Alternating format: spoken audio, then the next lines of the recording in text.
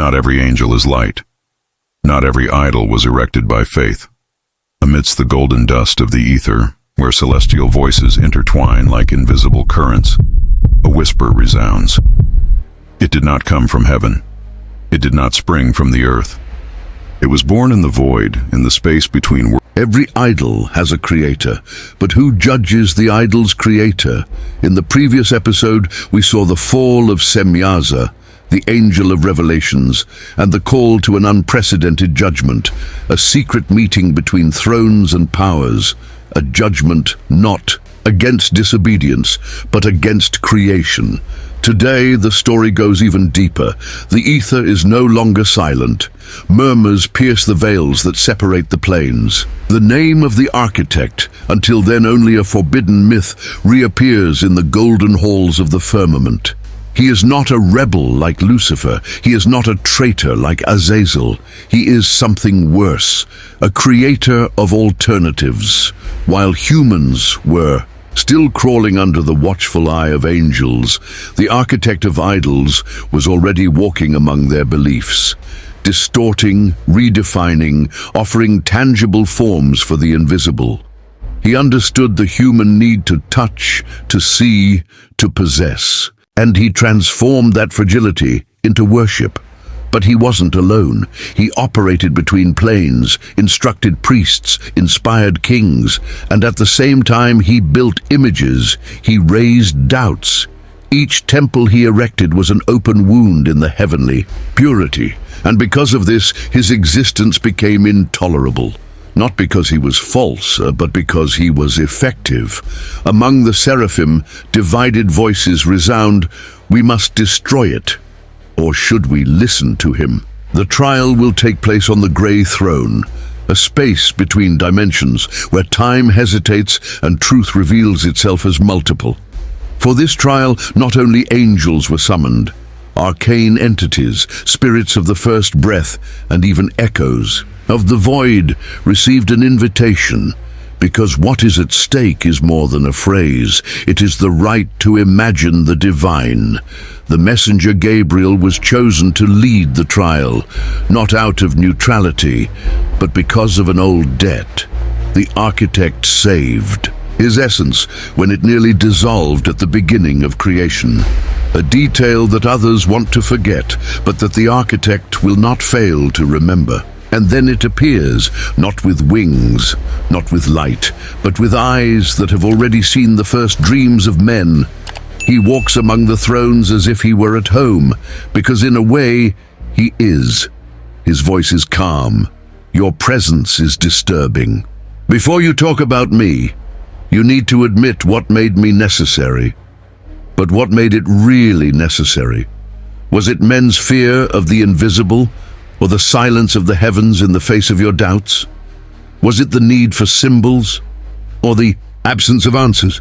The architect was, for many, a response that only resonated, an interpreter of the divine, but also its provocateur. He built bridges, but for the angels, these bridges led to the oblivion of essence, and so today he stands before the eternal tribunal, silence. The grey throne had never been used, not even in the trials of Lucifer or Belial. It was a place reserved for the unthinkable, for that which was incompatible with either rebellion or fidelity. A grey space, as its name suggests, where the colors of the absolute lose their clarity. In it, everything was unstable except the weight of truth. The architect arrived alone. No choirs, no trumpets, no defenders, no lawyers needed. His existence was the argument, your presence, the heresy. The angels were arranged in concentric circles, each order occupying its own plane of influence. The cherubim stood at the forefront, their blazing eyes gazing in all directions, eternally vigilant. Behind, silent thrones watched with stony expressions.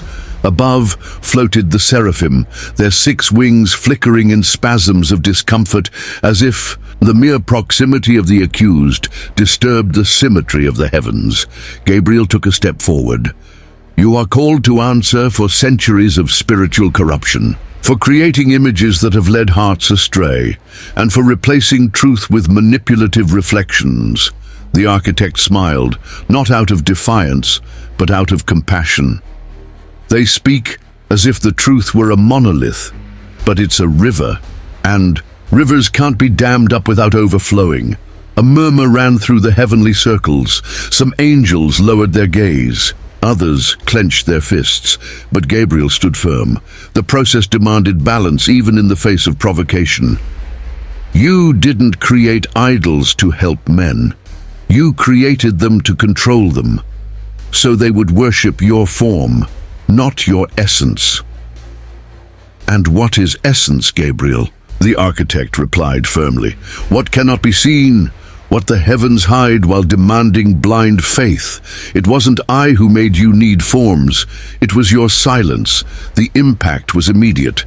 The phrase fell like a thunderbolt without lightning. Not because it's offensive, but because it's uncomfortably close to a forgotten truth. You put yourself in the place of the Creator. No, I took the space you left empty. The response wasn't just a provocation. It was a wound that was exposed before everyone. The debate ceased to be a trial and became a mirror. The architect didn't deny his actions. He explained the causes. And the more he spoke, the more the angels realized they weren't there to condemn, but to justify their own omissions. Then a new voice spoke from the circle of thrones. And what about the suffering caused by your images? Wars in your name, sacrifices, manipulation of the faithful. It's not the image's fault. It's the emptiness it fills. If there's thirst, is it the fault of the person who's thirsty or the lack of resources? A throne rose up, angry. You speak as if you've done me a favor, as if creating gods were an act of mercy. And wasn't it like that? The architect replied sincerely. Man cannot bear eternal silence. He begs for answers. When heaven doesn't respond, he constructs the answer with what he has. Silence. The weight of those words resonated through the ether. A silence that wasn't empty. It was charged with tension, like thunder that chooses not to fall.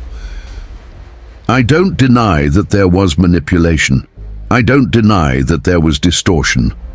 But before you judge me for creating idols, ask yourself why. Men needed them. A seraph descended slowly, its wings still in guard position. And why did you become necessary? What motivated you? The architect faced the seraphim, and for the first time his voice wavered, not out of weakness, but out of reverence for the complexity of the truth. I saw the fear in the first man's eyes. I saw the emptiness in the face of death. I saw the pain of burying a child without understanding why. I saw prayers shouted to the heavens that came back like an echo. And I thought, this isn't fair. So, I created forms, because silence gives no comfort. The trial had just begun, but the seed of doubt had already been planted. The silence following the architect's confession was unusual. It was the kind of silence that bothers even immortals. The gazes of the celestial entities avoided meeting those of the accused, not out of fear, but out of recognition. At some point, in the past, everyone knew he had said something the heavens themselves had tried to forget. It was then that an unexpected figure appeared. It wasn't an angel, not even an ancestral spirit. It was an echo, a sentient fragment of an extinct civilization, authorized to speak by the Council of Time. I am Noriel, voice of a people who worshipped you, architect, and perished in your image. Noriel's manifestation took the form of a formless light, vaguely resembling a woman with undefined features, her voice sounding like multiple voices at the same time. We have built temples in your name. We have sacrificed hope for the permanence of symbols. We have been consumed by wars in the name of forms whose meaning we no longer understood. We have been blind, and you were the architect of it all. The architect remained silent for a few moments. There was no sarcasm or challenge there, Just listen." Then he replied, "And what would be left of you without the temples, without the symbols? Death would come anyway. But what I gave you was a purpose. The mistake wasn't in worshipping, but in forgetting why you worshipped." Noriel raised her voice, her body trembling. "And what is worship without truth?" "It's survival," said the architect. "The truth, Noriel, is a luxury for those who have endured the weight of emptiness. Many need hope until they're ready for something greater." The angels murmured. Judgment no longer consisted solely of judging actions. Pedagogy was now considered divine. Time was judged. It was believed that the silence of the centuries had passed. Gabriel tried to regain control. "Are you suggesting that idols were a necessary step, that lying was a path to the light?" "I suggest that heaven has not prepared men for formlessness. And when education fails, the interpreter appears." Was that an interpreter, a translator between the invisible and what must be touched? It was then that another being emerged, not celestial, but renowned, Raphael, the healer. One of the most respected archangels for his wisdom and compassion. "If you were a translator, why did you agree to be worshipped? Why did you let them confuse your message?" The architect looked at Raphael with a mixture of pain and irony. "Because no one listens to the messenger unless they're on thrones. Men need to see greatness to listen. So, I wore gold. I wore crowns. Not because I wanted them, but because without them, no one would listen to me. But you accepted the cult. I accepted responsibility." The phrase echoed through the ether. There was a very fine line between ego and function. And therein lay the greatest dilemma. The architect didn't renounce his work, but he didn't ask for forgiveness either. He wanted to be understood, and perhaps, once understood, there would be no way to judge him without judging the entire structure of the relationship between creator and creature. Noriel dissolved into light. Her mission was accomplished, but her pain remained imprinted in space. Gabriel looked up. It was clear the process was already out of his control. The architect's arguments couldn't be refuted with dogma, and the angels knew it. It was at that moment that a rift opened in the horizon of the ether, dark, deep, and pulsating. A profound, ancient sound made the seraphim's wings tremble. From the depths of the abyss of oblivion emerged a new testimony, something no one expected. Lilith. Not like a demon, not like a monster, but like the first voice that refuses to bow. She wasn't called, she came. "You demand judgment against those who erected idols, but you never judged those who imposed silence. You never judged abandonment." The sky trembled. The process was no longer under control, and the architect simply watched. Lilith advanced among the celestial circles without hesitation. There was no fear in her steps, nor regret in her expression. She was not a shadow, but a consequence. Her presence caused discomfort, not out of malice, but out of memory. The memory of a decision the heavens chose to forget. The seraphim looked at each other uneasily. Her appearance had not been authorized, but who would dare stop her now? "You banished me for refusing to bow. And now, millennia later, you judge the architect for offering form to those who begged. For meaning, you created the void. He merely decorated it. The impact of those words was like a blade through flesh of light." Gabriel remained motionless. Raphael lowered his gaze. "Lilith," Gabriel said, "your pain is understood, but your presence was not necessary. I didn't come by invitation. I came by right. Because what is being tested is the echo of what was denied to me. The right to be, to choose, to shape. The architect didn't create tyrants. He created mirrors, and men only reflected what they saw above." The architect watched in silence. Lilith said what he could never say without sounding like a victim. She said with fury what he said with logic. When they expelled me, they said order was more important than understanding. Now they discover that without understanding, order rots. From the highest circles, an ancient voice tried to interrupt. This trial is about the distortion of the cult, not about your story. Lilith replied, but it's precisely about my story, about all the stories you've erased so the narrative can continue to shine. You're afraid of forms because they liberate, because they allow each person to see the divine in their own way. You prefer dogma to dialogue. She turned to the architect. And you, master of forms, you agreed to be what was expected of you. I don't excuse you, but I don't condemn you either. The ether wavered. Reality seemed fragile in the face of the growing philosophical tension. It was as if the judgment were a pretext for something larger, a review of creation itself. Then unexpectedly, the architect spoke. I didn't want to be worshipped, just to be understood. But in a world where everything is a mystery, even clarity is terrifying. The words fell like meteorites of lucidity. When men built altars, to me, I didn't see pride. I saw intent. They were trying to accomplish something. Failing, yes, but trying. And where were you? Where was the presence that could guide? No one responded.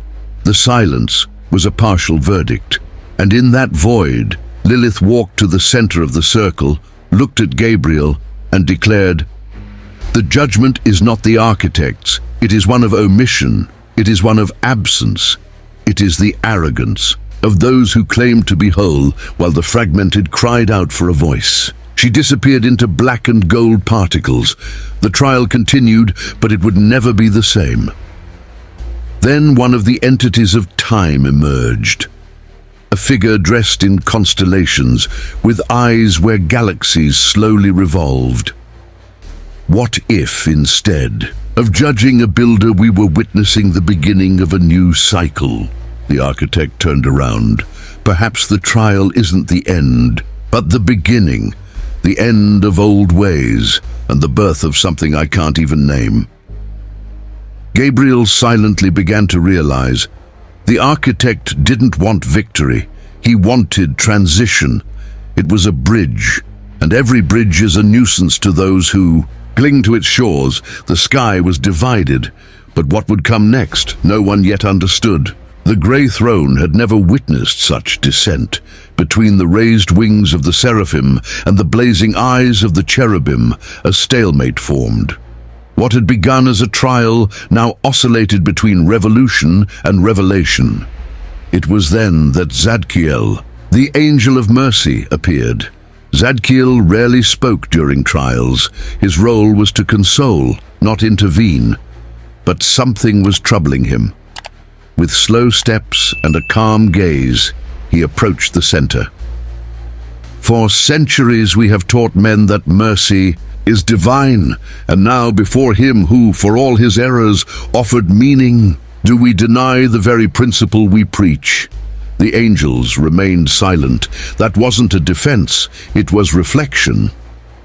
Perhaps the architect's mistake wasn't creating idols, but believing that men were ready for so much power. Perhaps, deep down, he believed too much. The architect for the first time seemed vulnerable. Zadkiel spoke not with condemnation, but with empathy. Yes, some have used it for war, to dominate, to control, but others have found peace, solace, hope. And if worship has been distorted, so has the truth, even by us. A wave of unease swept across the grey throne. Zadkiel continued, I'm not proposing blind absolution, I'm proposing lucidity, that we judge the whole, not the isolated symbol, that we understand the moment, the context, the need. Judging is easy when we ignore the thirst that created the source. Gabriel closed his eyes for a moment. The argument was sound, and the scales tipped. But before he could answer, an unexpected figure approached. He was a child. He is no ordinary child, but the embodiment of the first human quest for meaning, a being who embodied the original cry, "Why are we here?" She spoke with a voice of wind and eyes of origin. He heard us. When no one answered, he listened. He may have been wrong, but he listened. His presence was undeniable. Even the seraphim bowed, acknowledging his authority not by rank, but by essence. What if the mistake wasn't yours? What if the mistake was your silence? The architect, overwhelmed with emotion, fell to his knees. I never wanted to be God. I just wanted to keep despair from swallowing up meaning. And there, at that moment, the trial ceased to be legal. It became existential. The boy approached and placed his small hand on the architect's shoulder. The light that emerged wasn't divine. It was human, a warm, imperfect, but profoundly true light. I am the beginning of doubt. I am the question that has yet to find form, and he was the first to try to answer it. The heavenly crowd remained silent. The logic of the trial began to dissolve into emotion, memory, and meaning. One of the thrones, who hadn't spoken a word until then, stood up. His voice was deep, yet soft as the touch of time on stone. Perhaps we've forgotten that before order there was chaos, and in chaos, every attempt at meaning is sacred. Another angel, who had previously condemned him, now seemed divided. Gabriel's speech, though still firm, no longer resonated with the same intensity. If heaven is silent, who will answer? Raphael murmured. The architect looked up. There were tears in his eyes. Not out of fear, but out of recognition. He didn't want to be praised. He wanted to be heard, understood, perhaps remembered.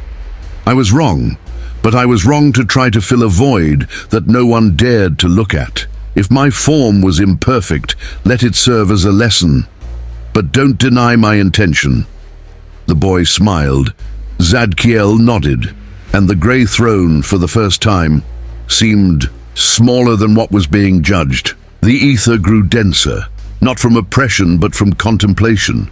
It was as if the universe held its breath, waiting for the next move.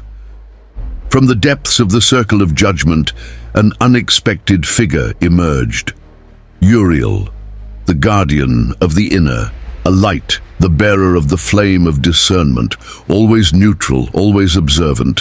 When Uriel speaks, it is because there is a need for synthesis.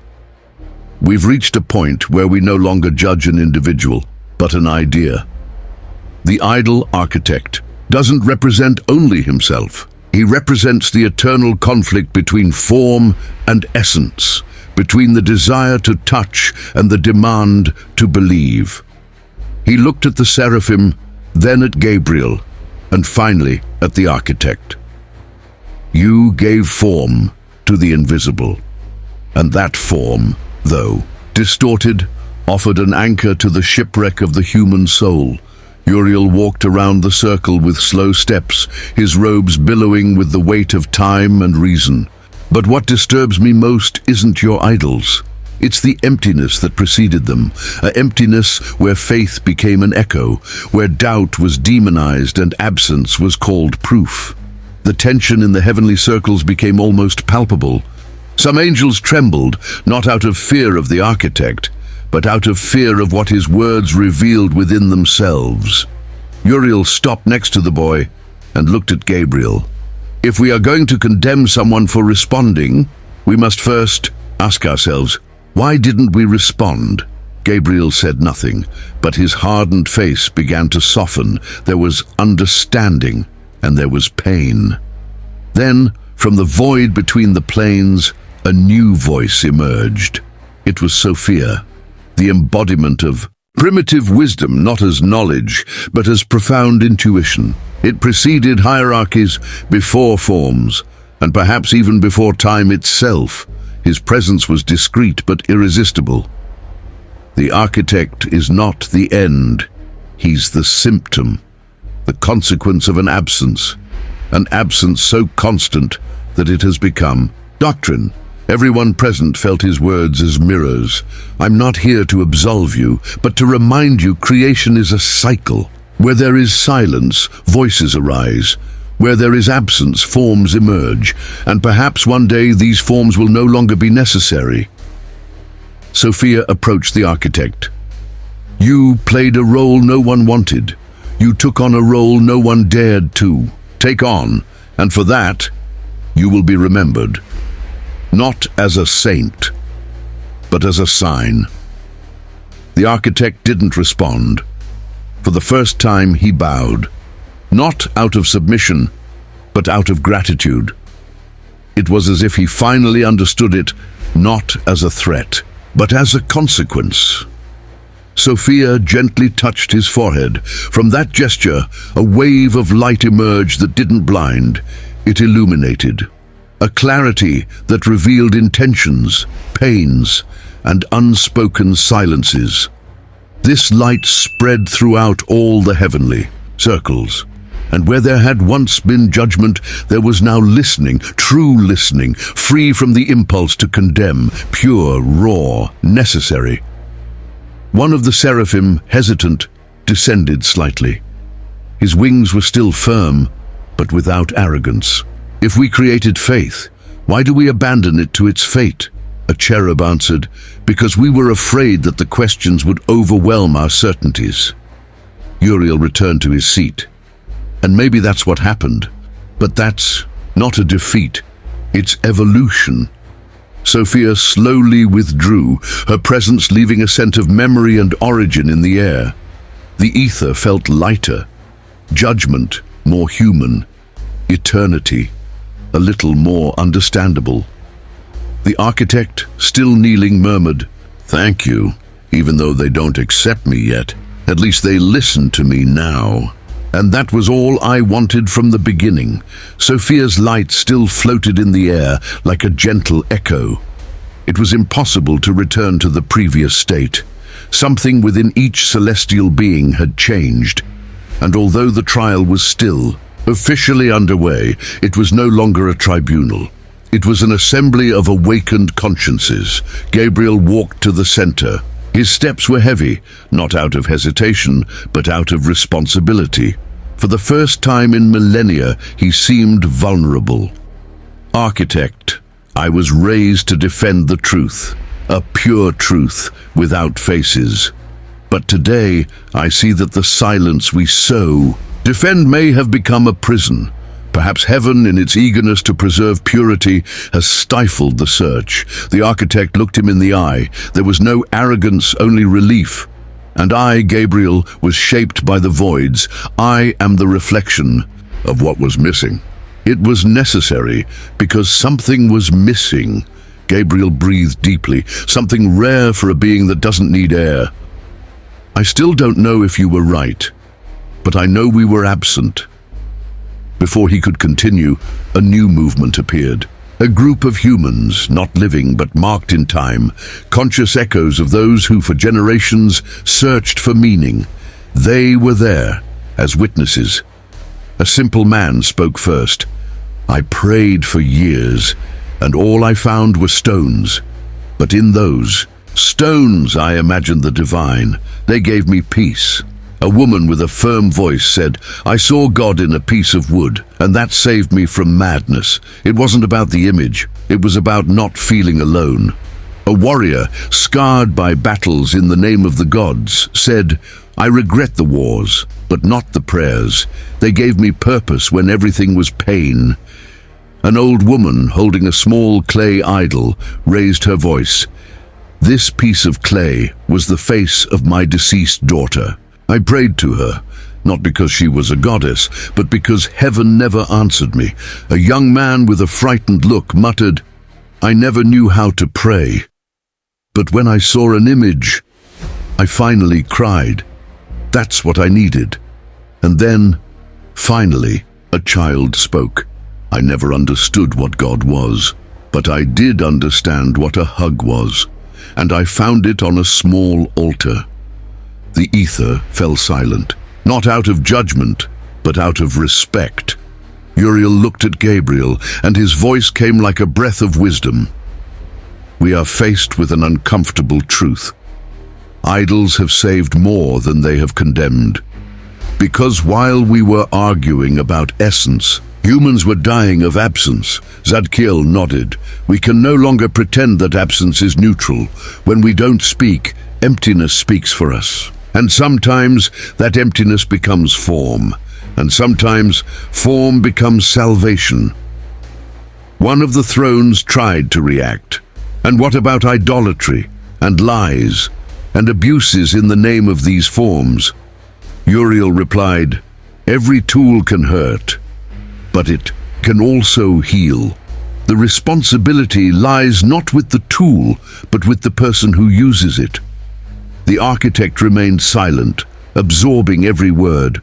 That wasn't a defense. It was a collective revelation, a stripping away of the celestial structure itself. Gabriel returned to the center, looked at everyone present and said, Perhaps the architect's judgment is actually heaven's judgment, our resistance to the plural, our fear of the unknown, our obsession with a purity that never existed." The scales hanging invisibly high in the ether shuddered.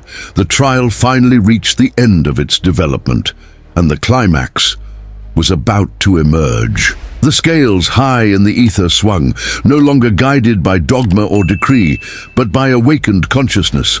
However, not everyone was ready to accept the change.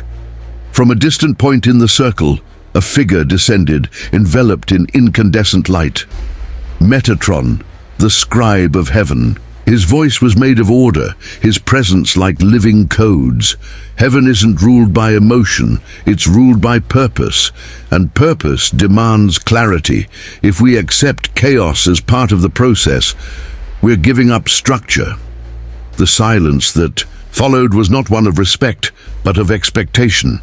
Everyone knew that Metatron was not speaking for himself, but for the fundamental principles of creation. The architect transgressed, not by creating forms, but by allowing them to compete with the invisible, by allowing the reflection to compete with the origin. Gabriel hesitated. Raphael closed his eyes. Uriel simply watched. The architect slowly stood up. His voice, unlike Metatron's, was human, not grand, but profound. "I didn't compete with the invisible. I only tried to give a voice to those who were ignored by it. You talk about structure, but what structure welcomes the orphan of faith?" Metatron approached with the imposing presence of a decree. "You mistook compassion for concession, and now you want to turn your transgression into a virtue." The architect walked to the center of the circle. All eyes were on him. There was something about his presence that was no longer the same. He was no longer the accused. He was the living provocation of a new era.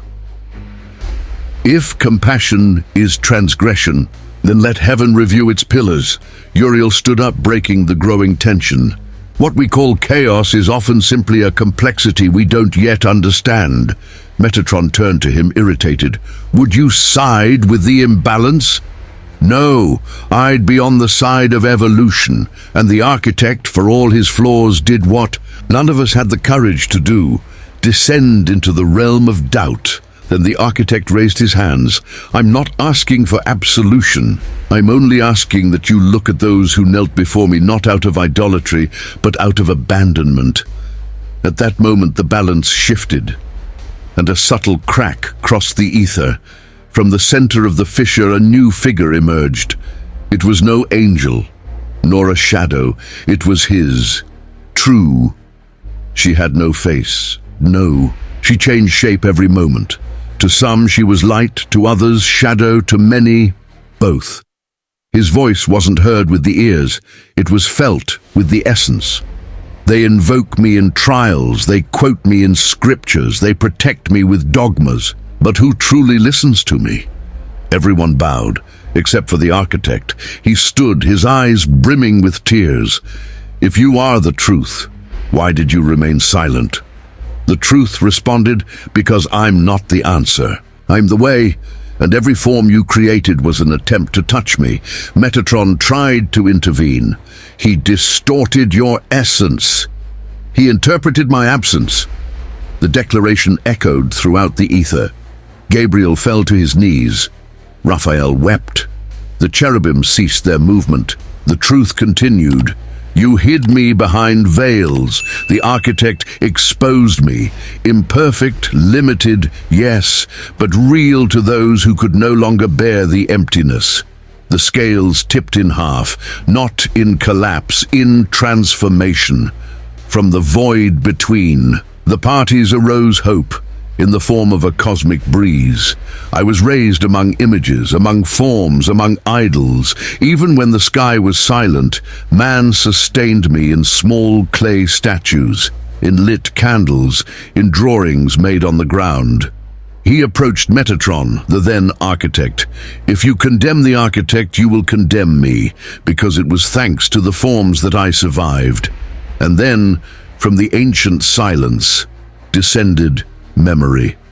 Not everything that began in error ended in darkness, and not everything that began in light remained pure. History is full of discredited saviors, and of righteous people who condemned. She touched the architect's shoulder. You are the living memory of an attempt, and every attempt deserves to be told. Gabriel stood up. I don't absolve you, because that's not what you're asking for, but I recognize that your existence revealed what we didn't want to face. Raphael completed. Heaven finally listened. But there was more, because in every dimension echoes emerged. Human voices, ancient memories, forgotten tribes, monks, mothers, orphans, all those who once created a way to survive the silence. They did not come as witnesses, they came as a result.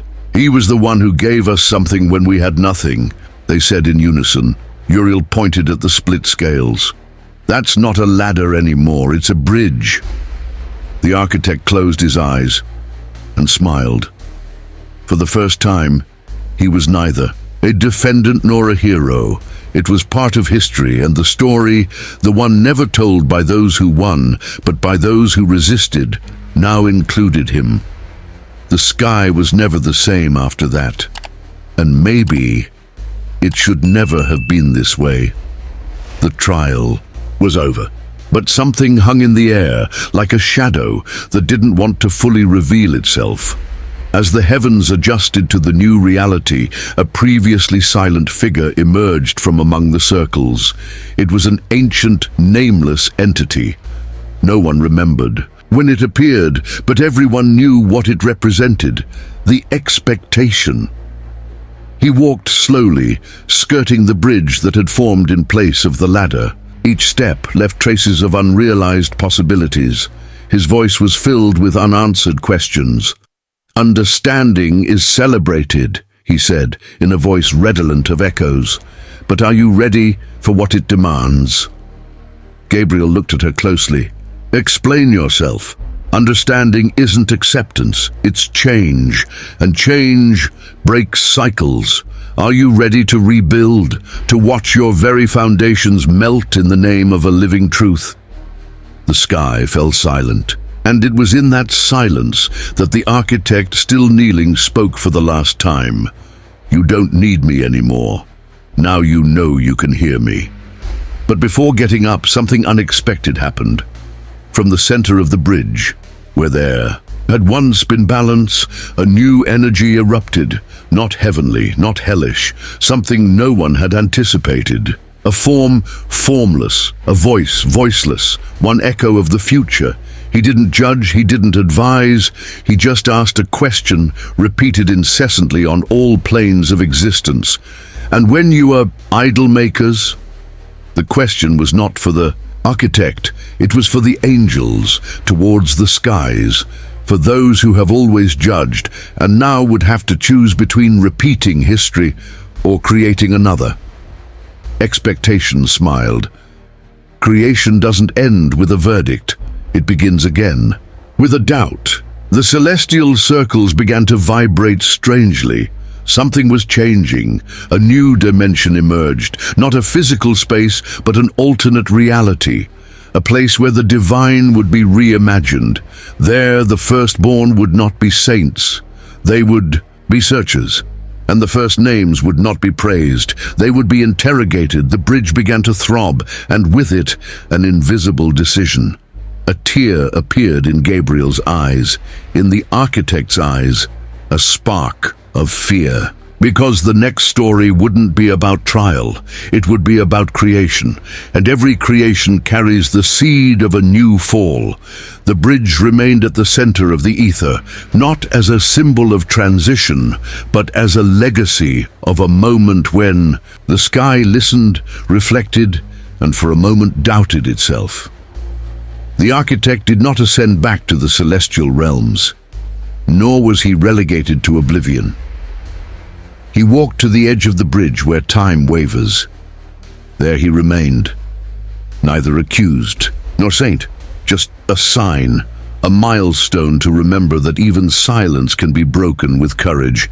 The entities dispersed, some in silence, others in tears, others still trying to understand what to feel, but they all emerged differently. Gabriel returned to the firmament. For the first time in a long time, he asked for silence for himself, not to impose, but to listen. The echo of the future's question still echoed within him. And when you are the makers of idols, Uriel stood in the center, looking down at the bridge. He knew the structure wasn't static. It would grow, it would connect worlds, it would test beliefs. Some would consider it heresy, for others, hope. Raphael, in turn, set out in search of human echoes. I wanted to hear them, to understand them, not as an observer but as an apprentice. In every broken image, in every silent altar, I would search for the sound that the sky let escape. Zadkiel left a fragment of his essence on the bridge, a sign that mercy doesn't end with forgiveness, but begins with listening. A reminder for those who come after us. To forgive isn't to forget. It's to remember with compassion. And the truth, she didn't stay. It spread. Like the wind that enters through the cracks, like stardust that touches the eyes of those who dare to look up and ask. Now it was in the spaces between words, in the moments when someone hesitates before judging, in the silences that precede the big questions. The bridge became a living passageway. Restless spirits, thoughtful angels, shadows searching for light strolled there. It wasn't a path of certainty, it was a path of discovery. Among the first to cross it were beings who had until then been silenced. Minority faiths, echoes of forgotten religions, manifestations of erased cultures. They were not seeking justice, they were looking for a place. And on the bridge they found a voice. Lilith returned briefly, not to provoke rebellion, but to witness what once seemed impossible. The divine structure that gives rise to the diversity of pursuit. She smiled, not ironically, but with relief. Finally, heaven listens without defending itself. The wind blowing through the ether carried long-forgotten prayers, words spoken in extinct languages, songs never before heard. They all, across the bridge, heading toward something greater. At the edge of the firmament, the boy who represented humanity's first doubt sat on the edge of the bridge. He watched everything with curious eyes. Will they listen to us now, without fear? He asked. Zadkiel at his side responded sweetly, if you listen with your heart, you may learn that there is no greater faith than embracing what you don't understand. Uriel walked slowly across the bridge, reading each inscription that appeared. They came from many places, from pain, from absence, from hope. None of this was dogma, they were all seeds. He stopped in front of one that said, truth can be multiple when love is constant. He smiled, a sad but hopeful smile. He knew that bridge wouldn't save everyone, but it would awaken many. Raphael returned from the human plane, bringing with him traces of a simple faith, a stone where someone had prayed, a song sung without knowing the reason, a gesture of kindness done without doctrine. He handed these things over to the ether, and the ether accepted them. Meanwhile, the architect remained in the same place. He spoke no more, he acted no more, but every gesture on the bridge was a reflection of his legacy. Now it was a symbol, and symbols live beyond time. The bridge grew. And every new step someone took rewrote the sky. News of the bridge spread, not like a decree but like a song whispered between worlds. Little by little, beings from other planes, who hadn't even been invited to the trial, began to arrive. Beings from the future time, entities of creative chaos, spirits that had never found a place in any doctrine. They didn't come to prove anything, but to experience freedom, and the bridge welcomed them. No requirements, no filters, like a hug offered to someone who never knew what it meant to welcome. On the opposite side of the firmament, a new space began to form. A neutral field, a territory yet unnamed. It was as if the ether, recognizing the bridge, spontaneously generated its destiny. It was a place where dogmas had no power, where questions didn't need an immediate answer, where silence was part of the language. Gabriel watched from afar, and for the first time, he wasn't afraid of the unknown. Perhaps true faith only exists when control disappears. The boy next to him nodded, smiling. You always knew. You just didn't know you knew. In this new region, beings previously considered ambiguous began to share narratives. Forgotten legends returned to light. Repressed memories found translation. It was as if the entire universe breathed more deeply. Metatron, silent since the end of the trial, approached the bridge. He looked at the architect. I didn't say anything. He just bowed his head slightly. That was enough. Because sometimes the truth is not told, it is recognized. Uriel walked among the newcomers, listening to their stories. He didn't judge, but he remembered that every voice contained a face of the divine. Raphael created small listening circles, where anyone, angel, human, or spirit, could share their pain, their faith, their doubts. And what about the bridge? She was still alive, pulsating, growing. Not like something made of stone, but of intention. It was the new language of heaven, made of listening, made of imperfection, made of presence.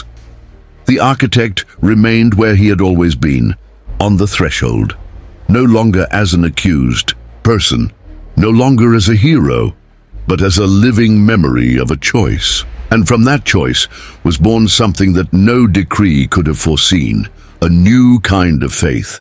It's not faith that demands it, but the listener. It's not faith that rules, but the one who walks together. As the days of the ether passed, or however long that was, the bridge became the starting point. There is no more to judge, but to create. On the other side, a new plan was growing. There the gods were built and deconstructed. There, questions were celebrated with the same reverence as answers. There, the divine was a verb, and the verb was become. Zadkiel watched silently. Raphael smiled. Uriel took notes. Gabriel prayed, but he did not pray upwards. I prayed within myself, and the architect, he stood up. He stepped away from the edge of the bridge and took a step. One step, for the new plan. And at that moment, the universe understood. In the end, after the arguments, the silences, the symbols, and the truths, what remained was not a trial.